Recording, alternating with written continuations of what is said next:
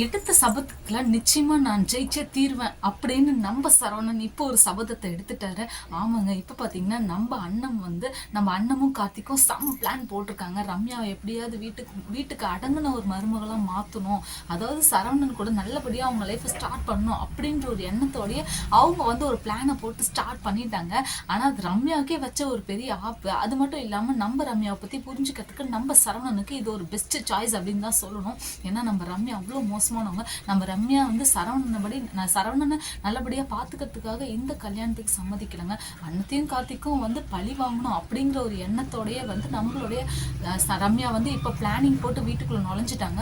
இந்த கல்யாணம் நடக்கிறதுக்கு நம்ம ரம்யா என்னென்னமோ சதித்திட்டம் போட்டு தான் வந்திருக்காங்க, அது நமக்கே தெரியும். அது மட்டும் இல்லாம வீட்டுக்குள்ள வந்த ரம்யா அடுத்ததை என்னென்ன பிரச்சனைகள்லாம் கிளப்பலாம் அப்படின்னு பார்த்து பார்த்து ஒவ்வொன்றா செஞ்சுட்டு இருக்காங்க. ஆனா ஒவ்வொருத்துலயும் பாத்தீங்கன்னா நம்மளுடைய அண்ணன் ரம்யாவுக்கு செம்ம நோஸ் கொடுத்துட்டு இருக்காங்க அப்படின்னு தான் சொல்லணும். ஆனா நம்ம ரம்யாவுக்கே தெரியாத ஒரு விஷயம், இப்ப சரவணனுக்கும் நம்மளுடைய ரம்யாவுக்கும் ஒரு ஃபர்ஸ்ட் நைட் ஆரம்பிச்சாங்க.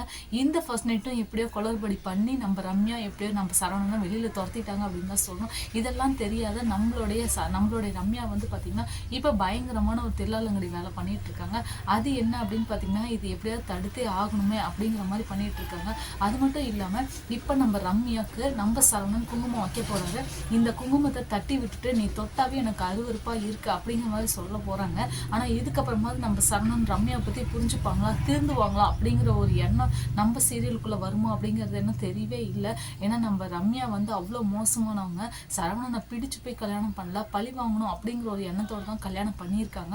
இதெல்லாம் புரியாத சரவணன் ரொம்பவுமே வெகுளியா அப்பாவியா இருந்துட்டு இருக்காங்க. நடக்கிறதுலாம் ரொம்ப சந்தோஷம். அண்ணமும் கார்த்திக்கும் அசிங்கப்பட்டு இருக்காங்க, அவமானப்பட்டு இருக்காங்க அப்படிங்கிற ஒரு எண்ணத்தோட இருந்துட்டு இருக்காங்க. இதெல்லாம் கொஞ்சம் கூட நடக்காது அப்படின்னு தான் சொல்லணும். நம்ம அண்ணமும் கார்த்திக்கும் போட்டிருக்க பிளானிங்ல நம்ம ரம்யா கரெக்டா சிக்கிட்டாங்க அப்படின்னா சீரியல் பார்க்கவே இன்னும் கொஞ்சம் இன்ட்ரெஸ்டா இருக்கும். நம்ம சரவணனும் நல்லபடியா திரும்பிடுவாங்க. நம்ம செண்பகத்துக்கு எப்பயாவது புரியுமா நம்ம ரம்யாவை கல்யாணம் பண்ணதுலாம் ரொம்ப பெரிய தப்பு, என்ன நம்ம பையன் வாழ்க்கையே போயிடுச்சு அப்படிங்கிற மாதிரி புரியுமா புரியாதான்னு தெரியல. ஏன்னா இப்ப அந்த அளவுக்கு தான் சீரியல் போயிட்டு இருக்கு. என்ன நடக்குதுங்கிறத வெயிட் பண்ணி பார்க்கலாம்.